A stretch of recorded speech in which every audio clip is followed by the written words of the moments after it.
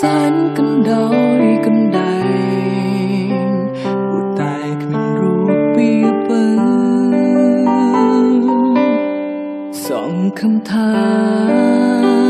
ពួកយើងនឹងអាចក្បែរគ្នា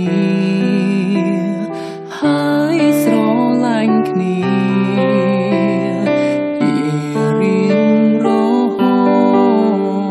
តចង់ជួបរូបអូ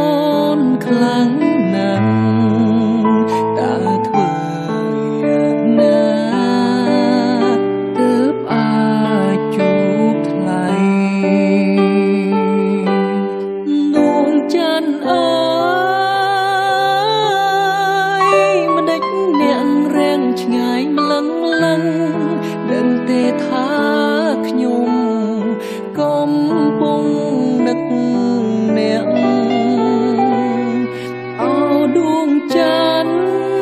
អើយសូមអ្នកប្រណីមេត្តារួមទទួលស្នេហា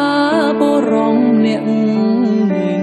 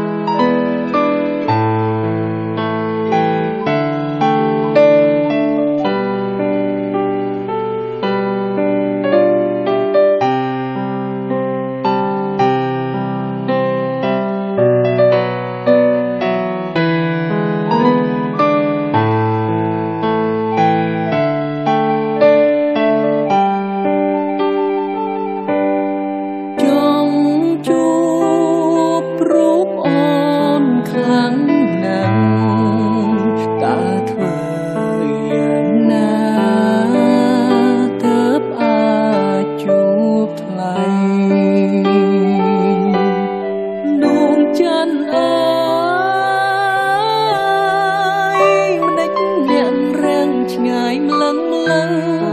នឹងទេថាខ្ញុំកំពុង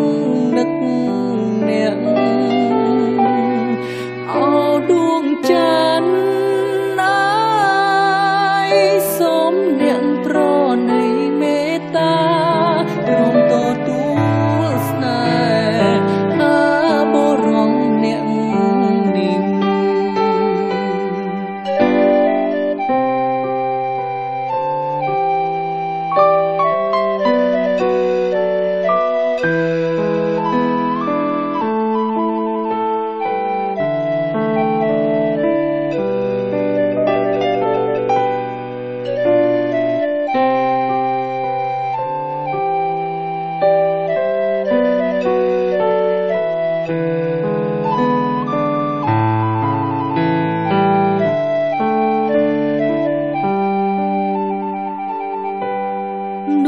ច័ន្ទអើ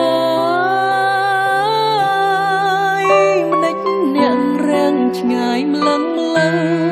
នឹងទេថាខ្ញុំកំពុងនឹកអ្នកអោដួងច័ន្ទ